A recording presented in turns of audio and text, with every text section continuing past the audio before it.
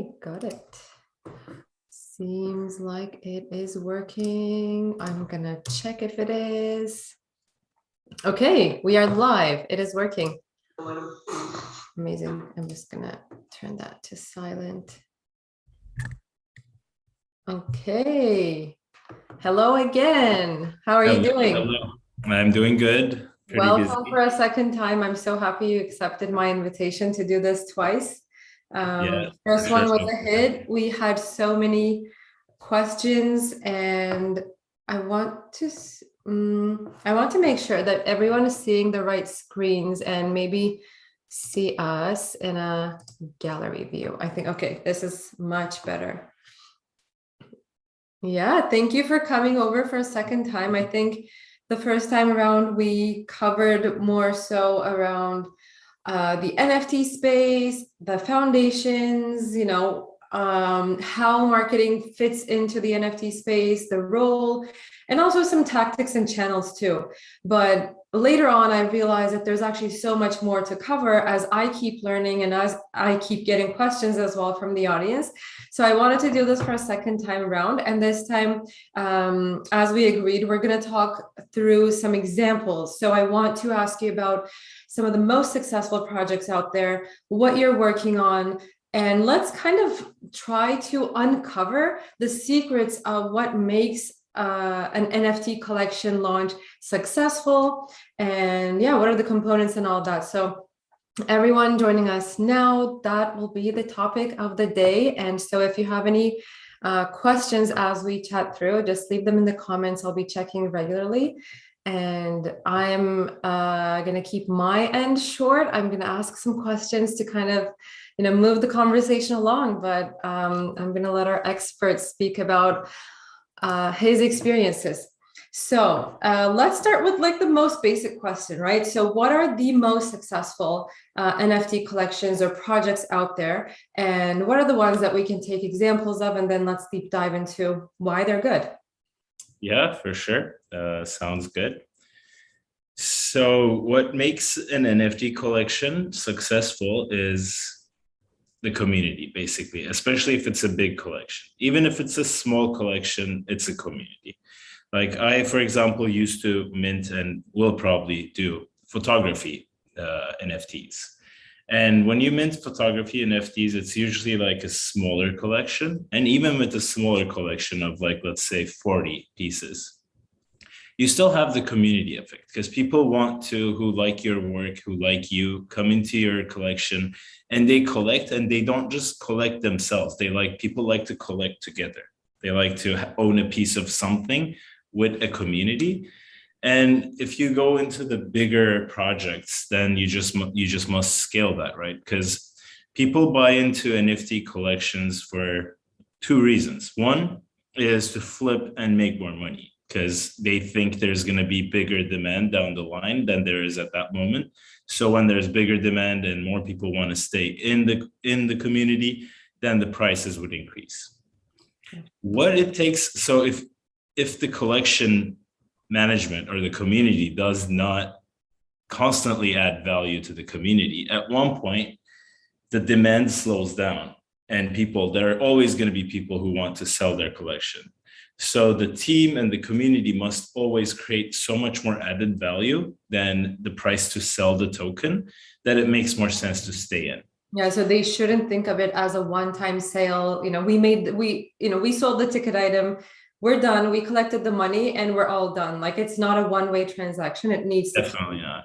It's continue. so much more than that. Yeah. It's like usually, like I said, not even depending on how big the collection is, it's about owning a piece of the collection and being a part of that community. And the moment you don't like being a part of that community, you basically sell. So the management and the community must always make it like a welcoming place that keeps adding value to the holders. So people don't even think about selling it, because some of these NFT collections, like pieces, are going for crazy prices, right? Like, let's say Cool Cats, they went up to 10 ethers at one point. And with cool cats, what you get is, okay, you get a cool picture of a cat, but then you get so much more to it because there's a huge community on Twitter, on the business space, on the Web3 space. They're all doing startups. There's even like some celebrities getting involved. And owning a piece of this collection, first of all, you get access into that community. You get private chats in Discord, which we talked about, which is big. Even though it doesn't seem that big, it is big. Like you go into a club room basically with other members who are holding an NFT that's equivalent of value to yours. And then you get to link with them because there's an instant mutual connection. You both own the piece of the same collection. Yeah. On top of this, the project needs to keep adding more value and keeping it interesting because there's so much competition in the market. Like new projects are coming out every day. There's already a bunch of projects, more than we can count. So what a good project needs to do is first focus on the community and see if everybody's happy and if they're actually getting their value of they paid for the NFT. Because now, like, we're even more spoiled. Some collections are DeFi based and they yield you some tokens, which you can then exchange for Ether, which is like basically a passive income. So people have these collections who are giving holders passive income. And if your collection doesn't have anything like that down the roadmap, people start thinking, oh, maybe I should switch to that. So at that point, if you don't have too much financial advantages on your behalf, you have the community to go to. Like you have to keep serving them. You have to keep building plans. And at that point, it could be done two ways, as far as I know. I'm sure there are other ways, but it could be either the team management who decides on what the collection should do, where they should invest the money, because there's a lot of money involved, right? You get secondary sales and that goes into the community wallet, hopefully, which is then used for the benefit of the whole community, which is like a percentage of every sale. So it actually benefits the collection for the collection to have volume, like keep moving hands. So it's like the more it's sold, the more secondary commission the management or the collection is going to make. And then if they use it wisely, they have more resources to add more value to the whole holders, collectors. And then you try to like balance it, like keep more people holding the coin and then people wanting it. So the price increases. But to stabilize that, again, you need to provide actual value. Like going back to CyberCons, which I am a part of the team over there. And what happens with CyberCons is the team is constantly thinking of ways of adding more value to the holders. Like we started by doing a curated drop calendar for projects because the drop space got so like crowded. It was really getting hard to pick quality projects, many like rug pull projects, scans and everything. So now we basically have a team of like 6 people overlooking projects to seeing like doing it, at least the basic research to see if the project is legit and stuff. So we have that. On top of that, now we are trying to not partner per se, but like we talk with big projects and we get whitelist spots for our community, which is big. Because if you know how to utilize these tools, like if you have a nice drop calendar and then you can get whitelist spots here and there for like big projects, you can probably make how much you paid for the token in like a week, if you're looking at it from financial terms. Yeah. But you have to put the work in. It just doesn't like flow back to you.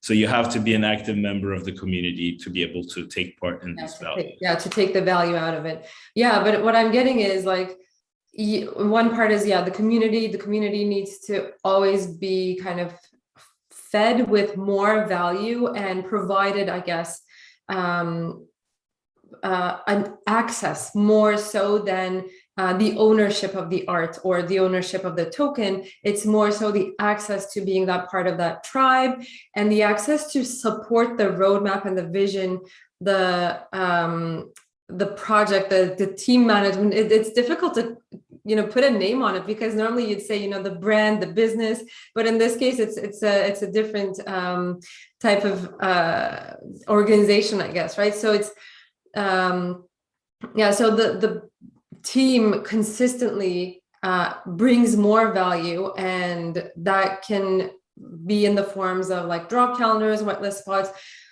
Totally Great points. And I'm thinking like how this also translates into, other businesses where, again, like businesses try to provide more and more content, more education around their products to keep people as long-term customers instead of one-time customers, etc. So it's kind of similar, like there is an alignment between that.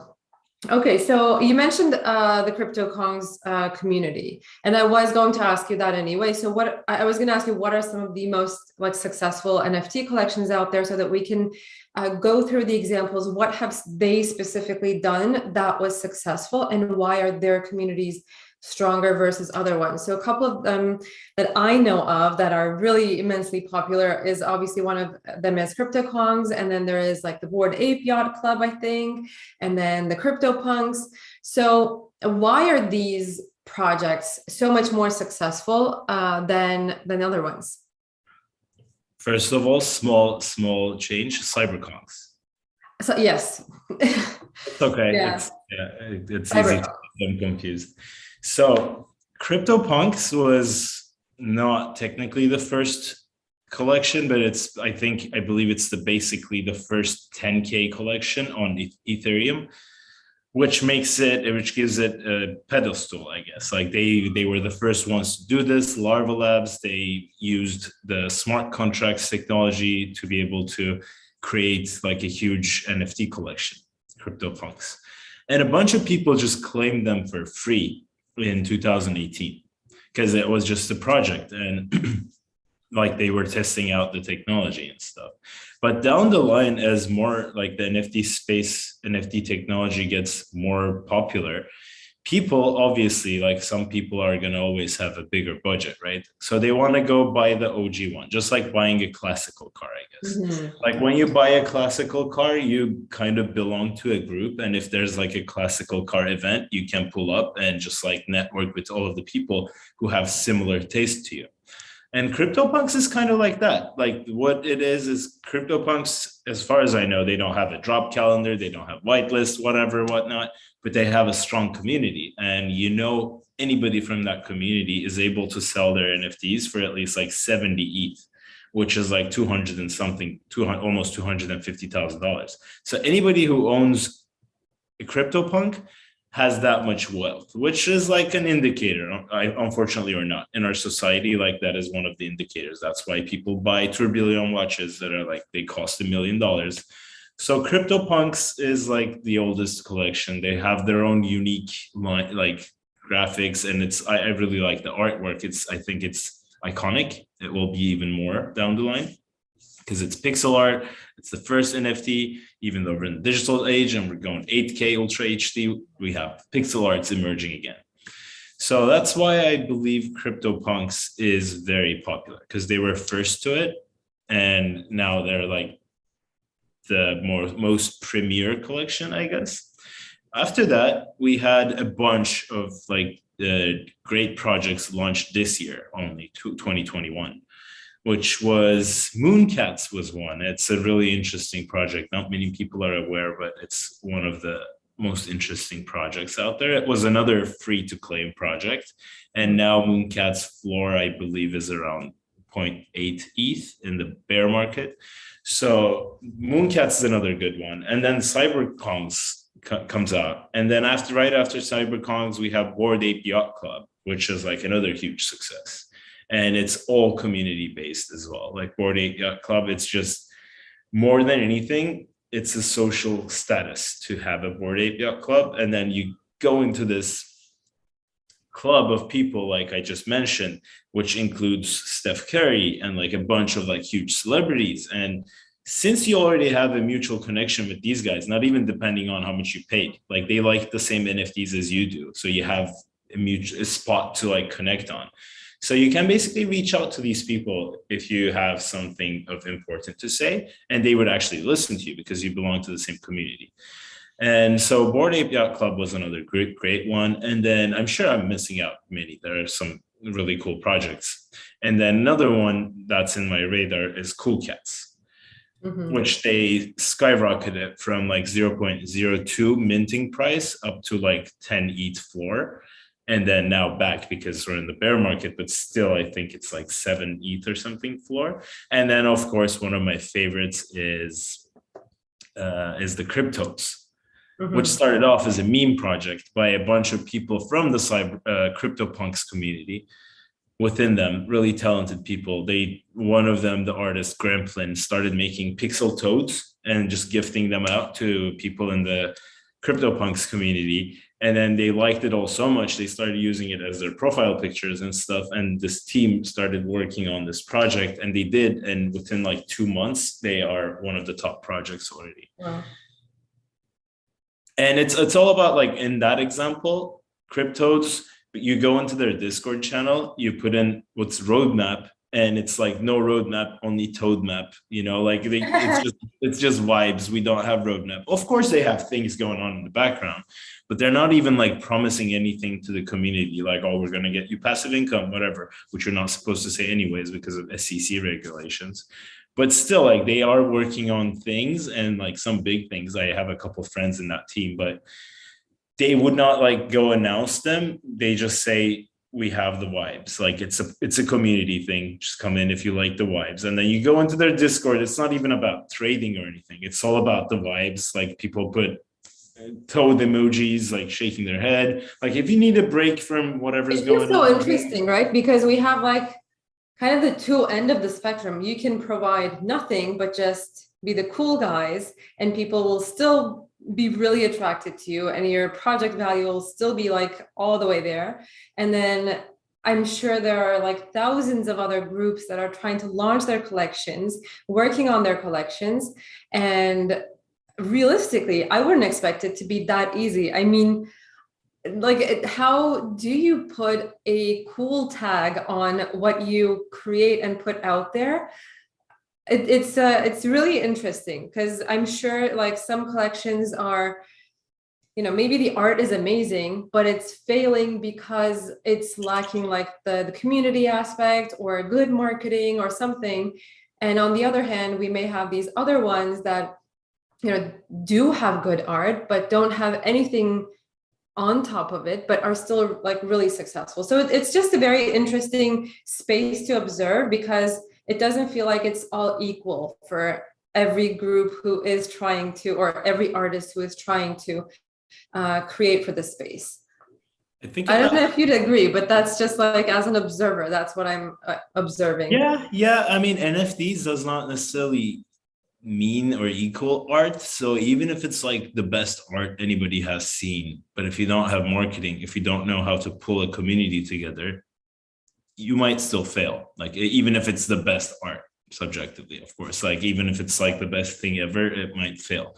There are some projects that I really like the art of, minted a bunch, and then even though the team tried, they had a bunch of competition and they couldn't like come out on top, and they are worth nothing right now. And I thought the art was incredible.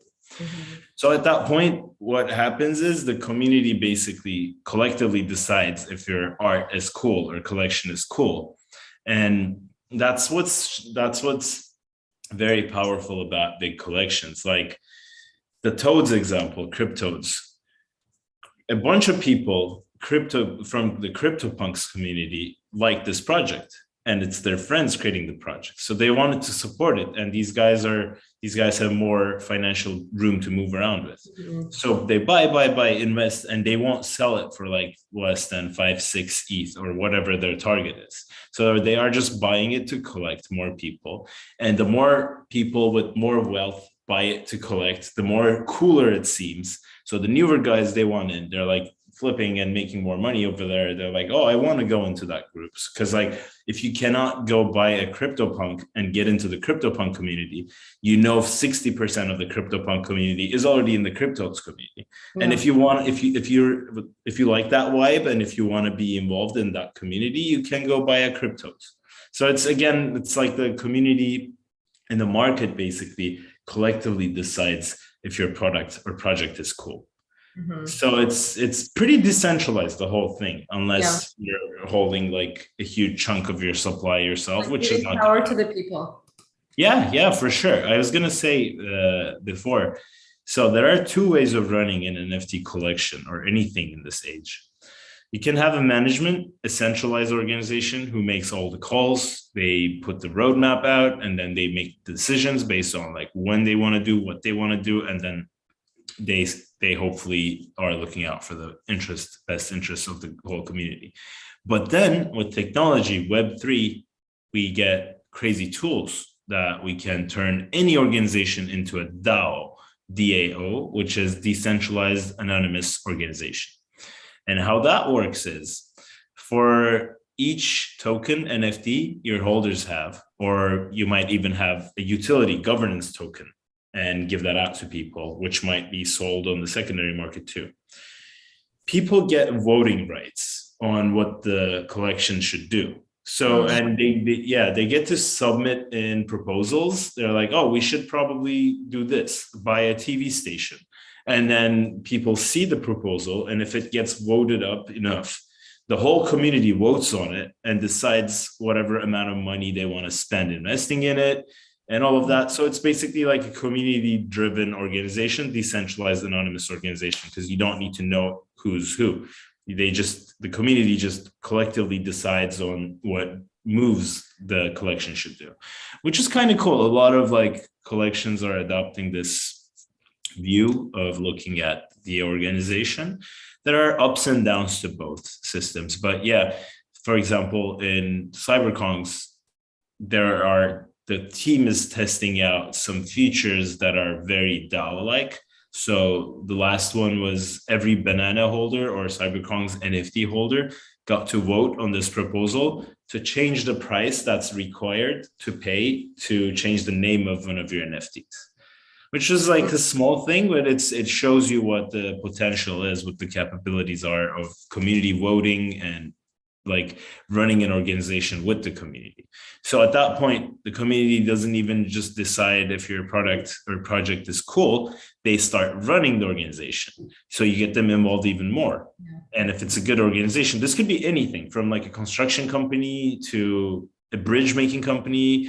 You could even run Tesla this way. Like it's the potential is. It's the same method. So as you're like explaining it, I'm thinking, you know, if this was let's imagine that this was like a software company, right? And if they had a community like a DAO that you're mentioning, that the NFT space and where we find in the NFT space, if a software company, for example, had this, they would be able to get the instant feedback from their communities, and it's like adding a new feature to their product so that it serves their customers even better than right now. So it's like it's this constant loop of feedback and I guess involvement, as you mentioned, in developing your product or your company even further and kind of building the roadmap all together. That's like super, super interesting. I can see many other companies actually turning their businesses into this model as well. That is why currently I'm really interested in studying like community-based marketing, which I think is just going to expand the boundaries of NFT in general. Right now, we're seeing it in that space primarily, but it's going to expand very soon. So, for sure. I mean, NFTs can be used or utilized for a bunch of different ways. Like we're only limited with our creativity. So NFTs are just, in that example, NFTs could be used just as a way of verifying if somebody has a token and if they only get to vote once. Or let's say the CEO has 100 tokens, so he gets 100 votes versus an employee who has 2 tokens who gets 2 votes. The NFTs is just like a way to make sure nobody hacks the system, I guess, because it's like small pieces of ownership that you have on the digital. Yeah. Okay. That's a very interesting conversation that actually takes us to the future of where things are heading to. But kind of let's circle back to the marketing side of things. And I want to hear, I know that you're working on launching your own collection too. So we talked about some of the most successful collections out there, the OG ones. And now that you are like hands-on in this yourself and about to launch your collection in in about 10 days, 11 days. Yeah. So Tell us like how long before you actually launch a project, you start to work on the community and build the community. And what are you also doing to ensure that you have a successful launch? Now that you have like so much experience, so much learnings from the industry itself, like what are you trying to do to make sure that your launch, your project is successful? Yeah, good question. So, I mean, the community building aspect of it is what I think really highly of. So, the reason basically I am launching an NFT collection along with my partner is because we already have the community. We need the tools. So, we're basically using the NFTs as tools.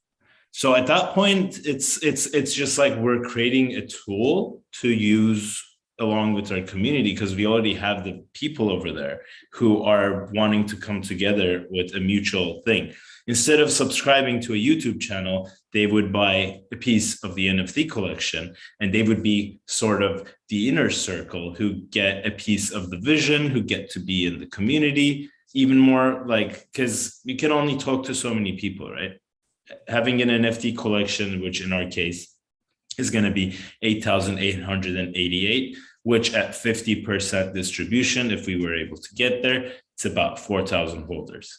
So 4,000 people to like talk to, communicate with is a lot, but it's a really great support system if you can build such a strong community. And when we started working on this collection with my partner, we saw that we already have tens of thousands of people who want to be a part of this community, which is like we check off one of the biggest things you need to create a successful project. You need the community. Like even if you build the best epic art and then the best Discord channels, people already are going to other places because like they have their communities. Kongs go to cyberkongs, punks go to punks chat room, and mice go to mice chat room, whatever. So it's really it gets really hard to like get people to come to your community and stick around and pick to use your community or avatar instead of another one. It's really hard to do that. But if you already have a huge base of people willing to do that and they want this tool to be more involved in the whole vision and the process going on in the NFT space, and not many people necessarily need to know too much about the technicalities, but it's obvious I do and my partner does. Yeah. So whatever vision that we're building, this NFT collection is giving access to holders into that. So down the line, the more values we add, like we already have the community. So we are basically giving our community a nice piece of art they can use on social media or Discord to see other people of the Ninja collection. Like even from the name, you look at it, it's called Squad, Ninja Squad. Like it's a group of people. Yeah.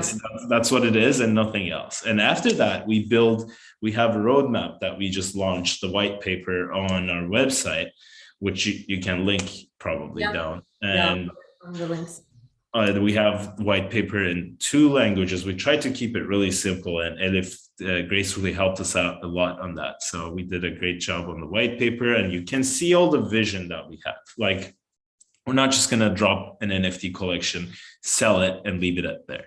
We will do a lot more than that. Yeah, even a lot more than what we're seeing on the white paper. Like we have so many plans to add more value to this collection that anybody who's a part of this collection will get to say first about what they think about it, and then they will get to partake in all of these tools, like use them.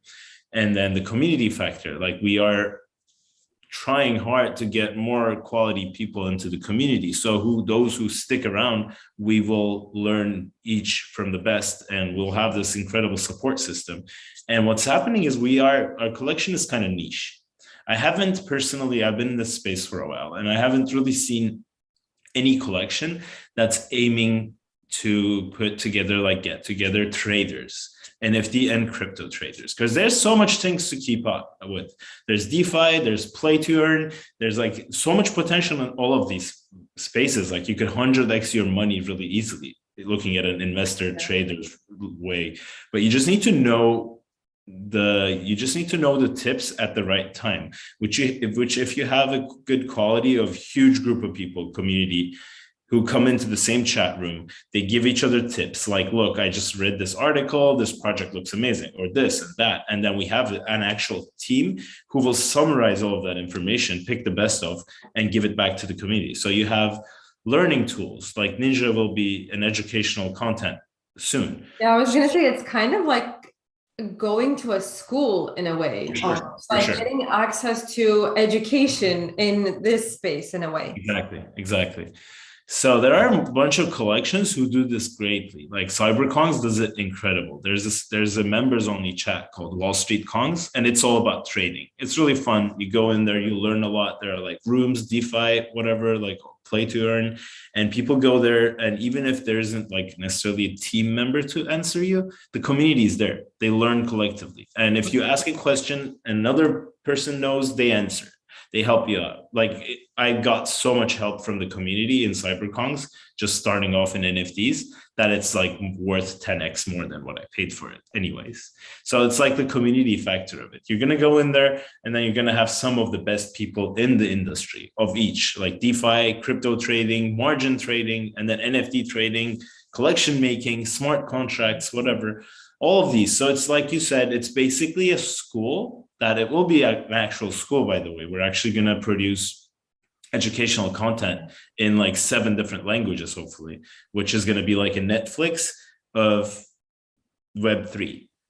So you would learn anything from setting up a MetaMask wallet, which is really simple. If you're buying NFTs, you probably already know that, but we will have that. And there's a reason why we will start there. And now all the way up to, we will collaborate with smart contract artists, developers who will help us teach how to build smart contracts for your projects if you choose to. So it will basically be like, this is like for anyone who wants to trade, create art, create a project, create any tools, or become a contractor, become a creator around the NFT space. It's a learning space for all those people to learn how things are done and what you can provide to this space. It doesn't only have to be an NFT collection, right? So we have to expand our visions. It can be like software, it can be solutions, it can be tools, it can be information, like it can be any kind of thing. And right now, just off the top of my head, like thinking anyone that's a part of this community can get that information, and if they're smart enough to use it, or if they're interested to use it, let's say that if they're interested in using it in a different way, they're going to get so much value out of it. Just like you said, being a part of the CyberKongs community, you made an investment to be there, but it probably gave you back 10x of what you already invested in terms of education, network, and maybe other things as well. Yeah, so of course. And learning experience, just the learning experience is great on its own, and people want to really help out the community they belong to, and they want to add more value. So it's basically like an environment of people rushing into that chat to provide more value for others. Yeah. So it gets really interesting. Like sometimes you see an opportunity, instead of taking the opportunity, you rush back into the chat and you tell your buddies about it. So it's like more of a community thing, like the whole collection NFT space is like you want to win together. And if everybody's winning, it's a winning collection. So that's like the secret sauce to it, I guess. First, you need a community who believe in you, who like your art, I guess, because they're going to hopefully use it as profile pictures, which is a part of the game. Like you recognize each other on social media. It's not even showing off what it is. It's like you recognize others. Like with CyberKongs, you tweet something out, and if you have a Kongs profile picture, you get a bunch of like, ooh, ooh, ooh, like everybody's commenting down it, like everybody's supporting you. Like, yeah, it's like you're part of a team, right? Right. Imagine that it was a soccer team and you're a part of that team. Like they become kind of your family that you get to spend so much time with. You have shared interests, you work towards the same goal in a way, and this is like that, the Kongs saying and it's even a greater experience meeting some of these people in real life. It's another story. Like I'll tell a little bit about that, my experience. So we were in this chat room with a bunch of people, just like chatting around, trading, making money, making friends, but we all have profile pictures and just nicknames, right? So we just had an in real life event, actually another one after that for with CyberCons. And then you meet all of these people. It's so interesting, like because it's obvious you have a connection, right? You both like the same thing. You both like the same art. You belong to the same community. So you have kind of similar tastes. Yeah. But you don't know anything more than that. But when you actually meet in real life these people, you actually connect. It's so weird. Like you already have that mutual thing. I guess whatever's working in the metaverse, like of putting people together in these communities, it actually works in real life too. You meet them, they're actually subjectively great people in my opinion, because we like the same things, like we're, I guess, similar people. So when you meet in real life, it's not really like an awkward connection, but it's more like, oh wow, these are my people, you know. So like it's NFT collections are a great way to use for getting into a community and finding your people. It's not even like you have to use or extract value out of it. Yeah. You just like, if you really like something, a collection, you're really pulled towards it, and you see other people really liking it, then you'll probably get along in real life with other people who have similar tastes. Yeah. And something that attracted my attention, as you were saying, is so I'm also like simultaneously thinking, yeah, we're talking about community and how important that is, but building a community to someone who hasn't built a community before, or who hasn't built a successful community before, it may sound like an abstract thing. Like, how do you exactly, like, what are the elements that make a community, right? Like you can put together people, but how do they actually bond together? Like you as the team management, I think that's how you called it, right? You need to enable them to have those conversations, to meet each other, to create commonalities, I guess. And that is the part where the team management comes in. Yes, some conversations are going to happen naturally because you have a shared interest or a shared vision of some sort. But also there are still things, like you said, in the CyberCons example, the fact that people put the Kongs as avatars, that is one thing, for example, that strengthens the community aspect of things. The tags, I don't know if it's a right way to call it, or the slogans, those things, like the common terminology, those are things that I guess the team management enables and provides in the community so that there are more commonalities. And I'm sure there are more things that we haven't explored yet, but yeah, those are like two things that I could pull out from your conversation, from your explanations. So yeah, like a tagline, an avatar, yeah, a visual, So like important. Yeah, it's so important because like they are the things that make your brand in the metaverse, I guess. They make up your brand. Like you give yourself an identity, and then you give your community an identity. And people who actually feel connected to that identity can come. But if they're really like repelled by the idea, or they don't like it, they won't come. So it's like those details are important, but also it shows you like not many people are going to be very comfortable with using a pixel gorilla as their profile picture and then yelling out ooh, ooh, ooh, like making ape noises. But a group of people are really enjoying that. And which is what puts this group, like, it's an NFT collection. So there's never going to be more than 5,000 total CyberCons tokens. Yeah. So even if at most, like, everybody had one token, this group of people is going to be 5,000 people. And you can definitely find 5,000 people who like that. So whatever you like just like YouTube, like you're making content now. Mm-hmm. You're making content and it doesn't connect with many people, but it starts connecting with some people. Whatever it is, you start connecting with people because the world and the population scale is so huge, right? The internet and YouTube is very famous at this moment. NFTs are just getting started. Yeah. So imagine when NFTs are for the billions. Then CyberCons is going to be one of the first collections, only 5,000. There will be copycats. There's always copycats. But the original, like CryptoPunks, who is the OG, who has the highest floor at the moment, is always like more worthy, like worthwhile, I guess. They have more value anyways. Like they didn't come to that place without any reason. Yeah. So imagine right now there's 100,000 people who's potentially will want a cyberkong. Imagine when this number is 100 million. Imagine when this is a billion. So that's why these supplies are actually super small. And I really think there's huge potential for these to be very, very much more expensive than they are today, because they actually do provide a lot of value. Just by having that tag, just belonging to that community in the metaverse is an incredible strength, because Yeah. you can't do that in real life, right? It's really hard to connect with 2,000, 5,000 people for anything, unless it's like concerts or whatever. Yeah. But NFT collections, they don't have any geographical limitations. They don't have any limitations, basically. You're just bound with your creativity. Yeah, that's also interesting. Okay, I have, we were actually talking about your own collection, but let's continue after. I saw a few questions. So let's maybe do a couple of answers, and then we'll talk a little bit more about what you're doing about your collection. We already talked about, your strategy, how you got the idea and how you built the vision for it, but we'll get into a little more tactics.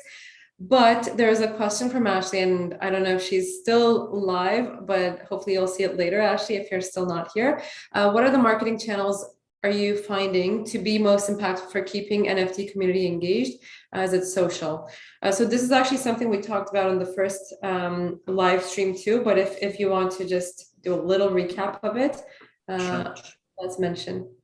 I mean, yeah, again, Twitter and Discord are huge, huge, huge. They're big. Discord, like probably every NFT holder, trader is on Twitter. They have to be, because every project is on there. You get the announcements there and everything.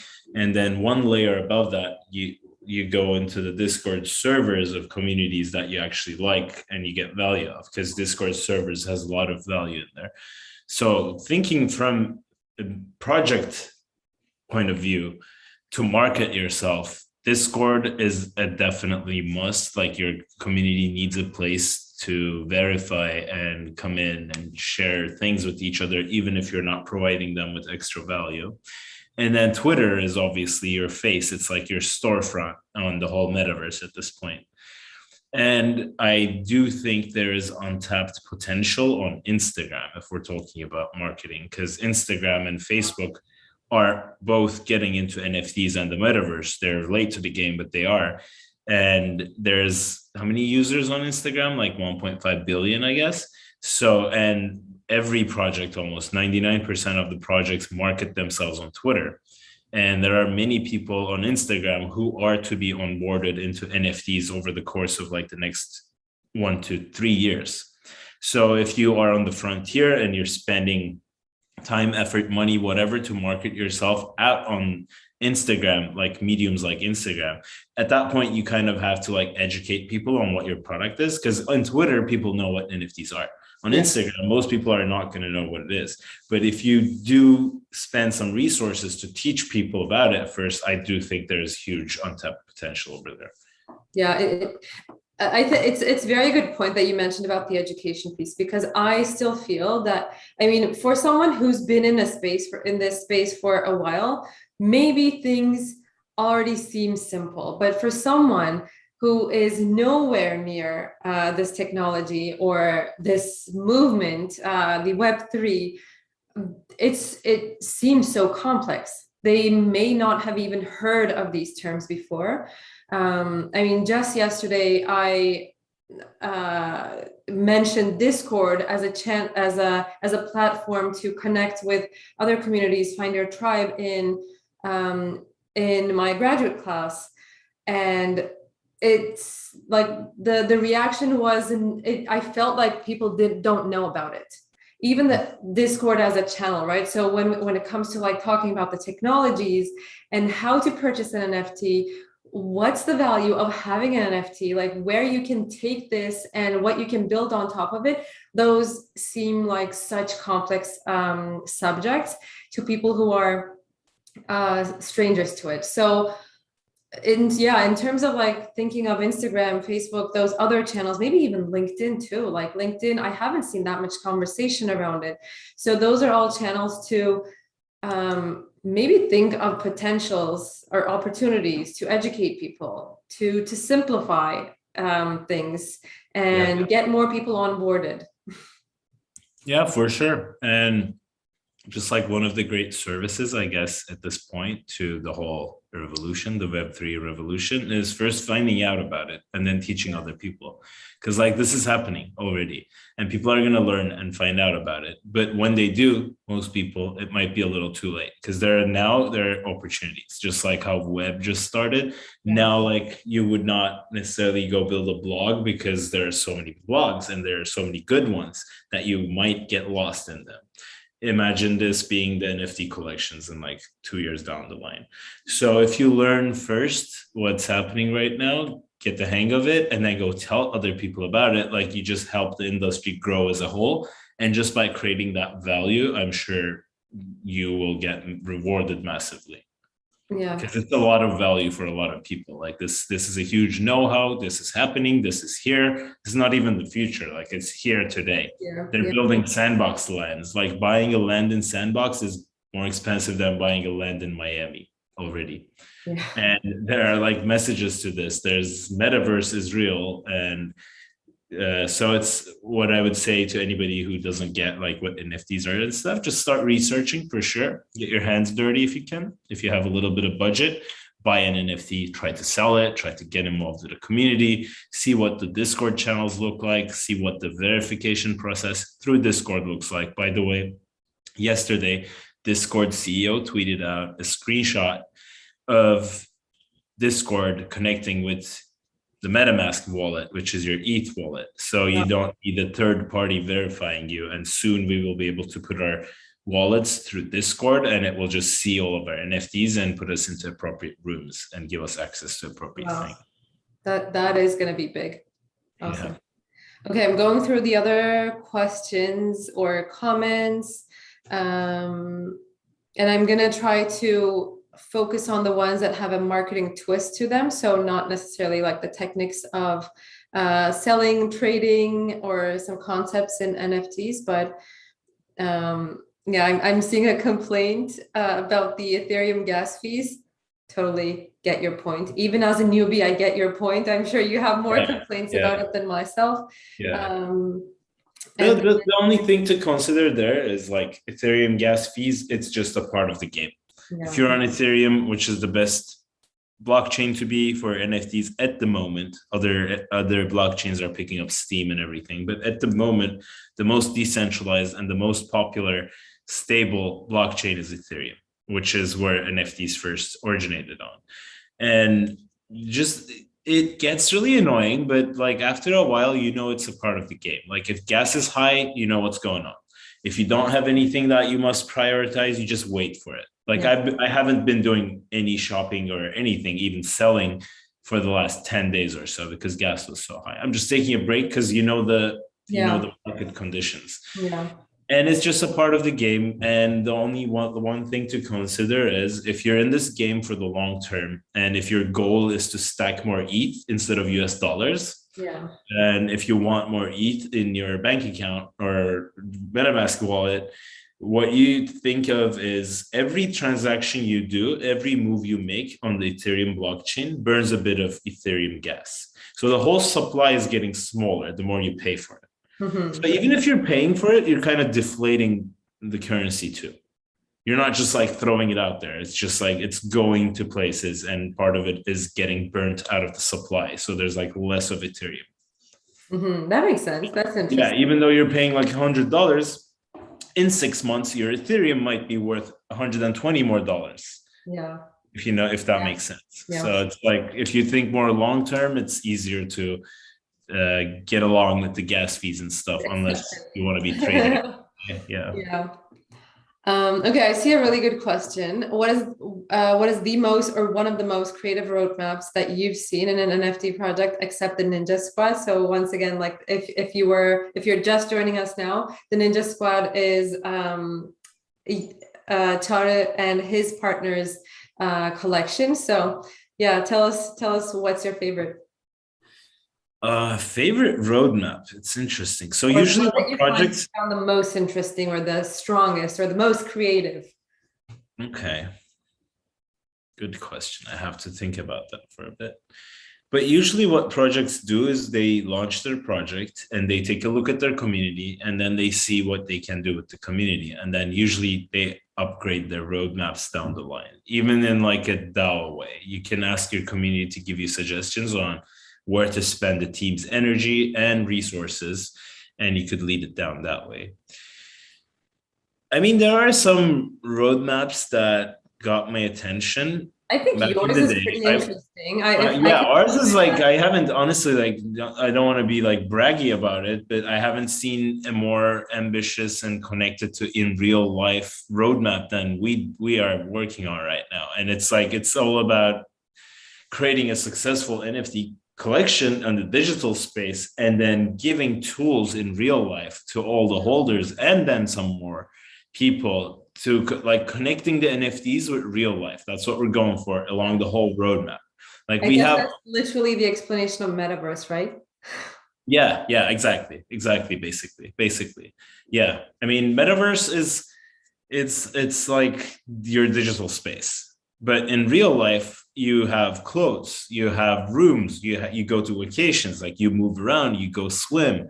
That's the real life. So metaverse would be the ninjaverse, which is another thing that we're talking about. It's not even on the roadmap.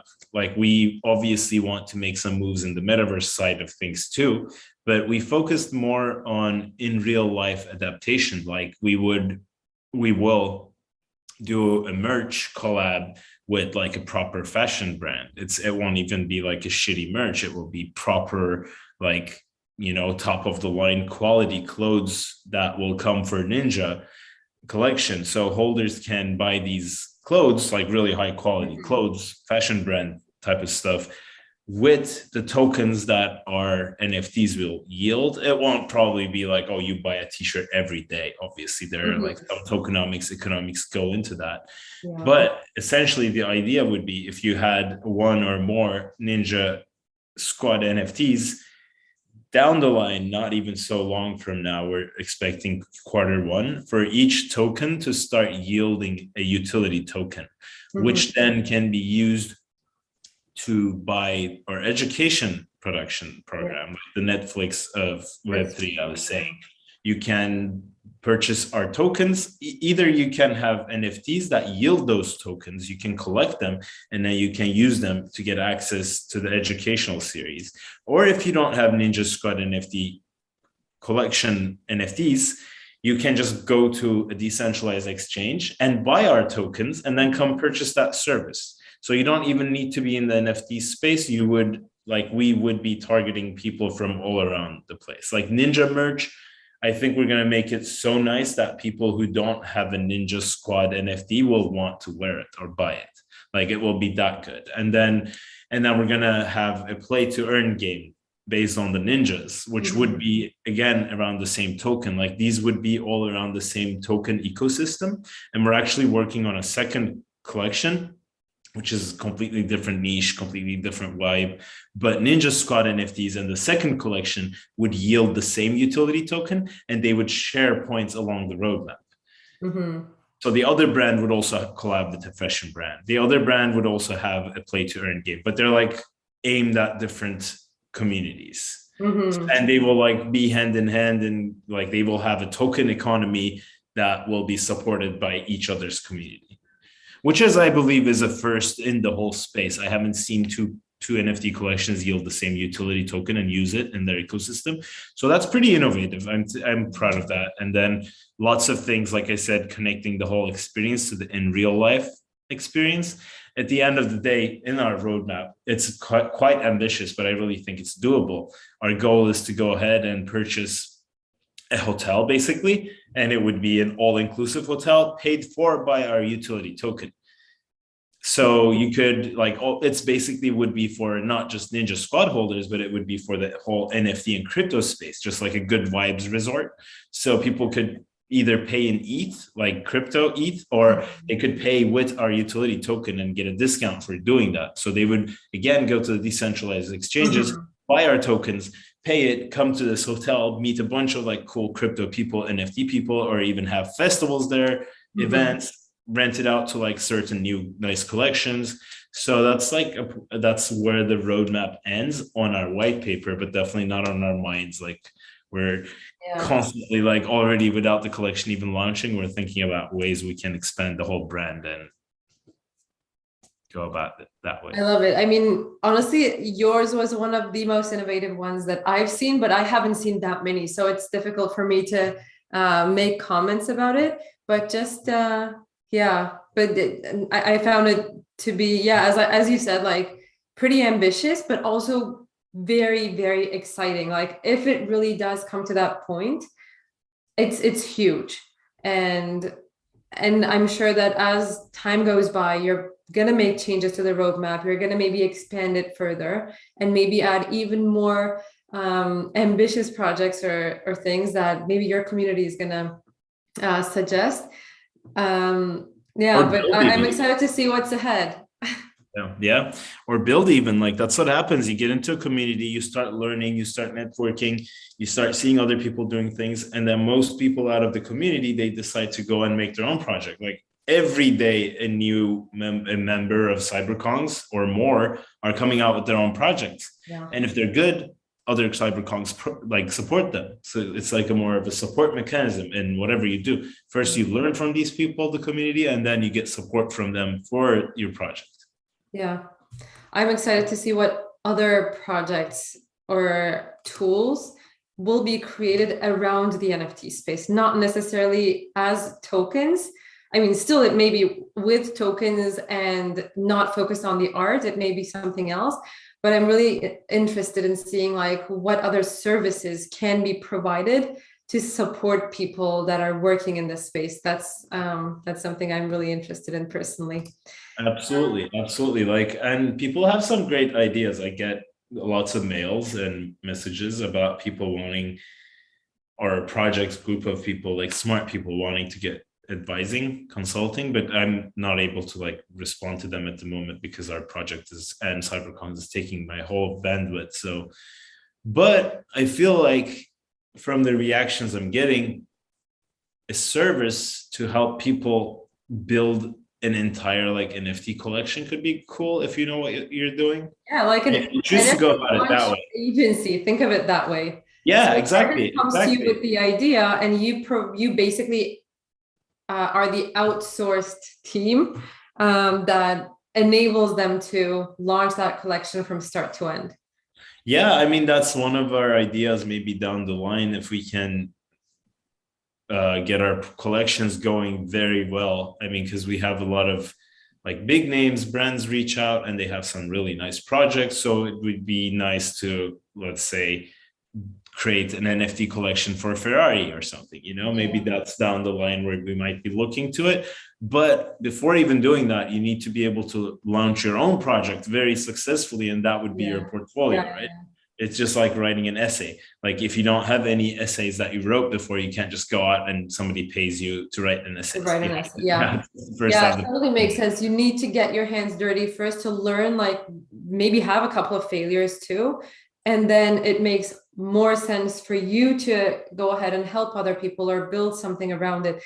One more thing I just thought of, by the way, that and I like to talk about these things because I know in my audience there are lots of people who are looking for side hustles or business ideas that they can work on that have a lot of potential. One thing that came to my mind is building a marketplace for the NFT space. So bringing the artists and people who are already experienced in the NFT space, maybe launched a collection, maybe created content, maybe managed communities, bringing those people together to create successful launches or create successful communities. So I don't think a marketplace like that exists. You have to do it manually at the moment. I've seen a few startups on Twitter here and there. I can send you an example if I dig through my messages, but there are some startups who are like job boards, career boards for the Web3. or the only the NFT space. So yeah, it's definitely a good idea. There's a lot of like need to hire talented people in this space at the moment. Like if you go through some of the biggest NFT and Web3 companies, you'll see their name says we're hiring. Like they're hiring like crazy. They need more talent because it's like just exploding industry. So you have so much to do. And not anybody, but like Web3 is so decentralized that if you are talented enough and creative enough and you want to go about it that way, it's so easy to create your own collection. So most people just do that instead of working for another collection. So it's like you need a really sweet balance, and the pays are really good in the industry due to this, obviously, because it's just like blowing up. But yeah, job boards for Web3 are coming. I've seen a couple like high quality people work on such startups. But it would be a cool idea to create an NFT collection for maybe cheap, and then it would be a Discord server of people who get membership access to a job board kind of chat room. Yeah. Maybe, I don't know, you could get creative with it. Yeah, there are so many options. Well, okay, I think that wraps up my questions. I don't want to keep you longer than an hour. We've already been chatting. I know we could do this for a couple more hours at least to talk about all the ideas and stuff, but yeah, maybe a few last words on your upcoming collection, like where can people get information around it? What's the date? Give us a little bit more teaser on that. And I'll put all the links in the description for anyone interested. And I think if like objectively, if you are someone who's interested in the NFT space, in the crypto space, who wants to learn more, who wants to get access to people, influential people in the space, it's going to be the community to be a part of. And on top of that, the art is amazing. I'm a fan of it. So tell us a little bit more and then we'll wrap up. Yeah, we got really lucky with the artist. He's a great guy too. We work till the morning, like basically every day together, like on the art and everything else. So yeah, the collection is going to be a collection of 8,888 ninjas, and the price will be 0.088 ETH to mint each. And to prevent the gas war situation, we're going at a most whitelisted mint. So like up to, I think 70% of the whole supply will be whitelisted. And we're not just giving away these whitelists, like we're literally handpicking a group of people who want to be in the community and who would bring value to the community or is already bringing value to the community. Like those type of people get whitelists. So it's kind of like a handpicked group of people already who are able to buy the collection, because there's a lot of hype. But also with hype comes people who want to just buy and flip to the next person, just like do a 2x and sell it. And we're trying to prevent that as much as possible. We're trying to give the whitelist spaces to people who could be of value to the community, who actually want to be a part of the community, who believe the vision. So we're trying to do that. And anything left from that, on the 16th, there will be a raffle draw on our website, which everybody is going to be able to go on 3 p.m. Eastern Standard Time on the 16th of this month. Everybody's going to be able to go on our website, connect their wallet, and enter a raffle. And the smart contract after 24 hours would pick 1,000 addresses out of all the people that entered, and those addresses will get 2 minting rights, like in the minting coming up in the whitelist. So that's like kind of, we're giving more chances to random people with that, 2,000 spots to mint like that. And then we're actually hand giving out like 6,000 whitelists. And then we don't really have much left for public sale. The whitelist minting is going to be active on the 19th, which is a Friday on 3 p.m. Eastern time. And it will be live for 24 hours. So anybody who has a whitelist spot, who's on the whitelist, can go onto the website during this 24-hour period and mint their NFTs. No rush. They can just monitor the gas. Hopefully it goes down, because we chose to do this on a Friday connecting to Saturday, because we actually looked back at all the gas data, and it's the lowest on Saturday morning, Eastern Standard Time. So that's what we're aiming for. That's what we calculated everything for. It's a weekend. So that's when's going to be the whitelist minting is on the 19th for 24 hours. and anything unsold or any whitelist spots that's unused, which is probably going to be about like 1,000 total. I believe is going to be the public sale on the 20th, 3 p.m. Eastern time again. That's All of awesome. these are on our website. We already put like a nice counter on our Yeah, counter. the website is awesome. It's actually a really great example if you want to check it out. Like if you want to see what an NFT collection website looks like, I think yours is a really good example. And one more thing, if you already want to see what the community vibe is going to be like, you can already join their Discord. And they can, Yeah. I'll put We the link are. in the description, but you can, like, if you're interested, you can also find it through Twitter. Yeah, on Twitter, like that's the way to go. Like I see a lot of people every day asking, "Oh, what's the Discord link? What's the Discord link?" Like it's the easiest thing to find. You go to Twitter, it's the first thing you click on. Like it's every collection. Yeah, for every collection, that's like a rule of thumb. Like you're gonna find the Discord channel on their Twitter. For sure. And go to our Discord. Yeah, come say hi, check it out. We are multilingual. Like as I mentioned, we already with my partner have a huge community, and they're mostly Turkish because we create content in Turkish, and I used to as well. So there's a lot of like hype going on in Turkish in the Turkish chat room, but the Discord server is getting tweaked and built out more to accommodate the global more than anything. Like announcements are going to be only in English.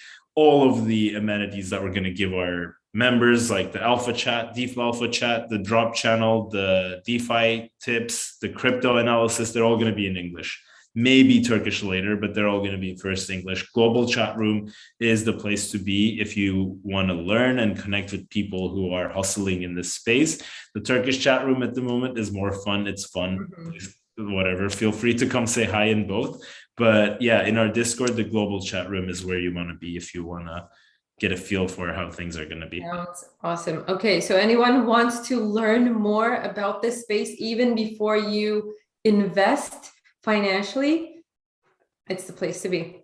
Definitely, absolutely. Like my suggestion would be just don't go blindly buy anything. Like I said in the beginning of this conversation, make sure you vibe with the collection, make sure you vibe with the community. Because if you don't, you're gonna want to sell it. And like sometimes the gas prices are so high, you can't sell it. So even in the worst case, let's say you should be okay to stick around with this NFT for a month, you know? Like, so there could be a bear market like we are right now. If you wanted to sell your NFTs, they would probably, you would have to sell for a loss. But if you're patient and you can wait 2 more weeks, then you're probably going to sell for a profit. So make sure you like the community, the vibe, and make sure you actually want to buy this piece of art too. So you are more comfortable holding it. Yeah. Don't think of it as like a liquid asset. Think of it more of a membership pass. Yeah. Totally makes sense. And I think that's a good point to wrap up the conversation. Thanks so much for coming on for the second time. I keep learning so much. Hopefully, people are also finding, our audience are also finding answers to their questions. Thanks so much for all the information.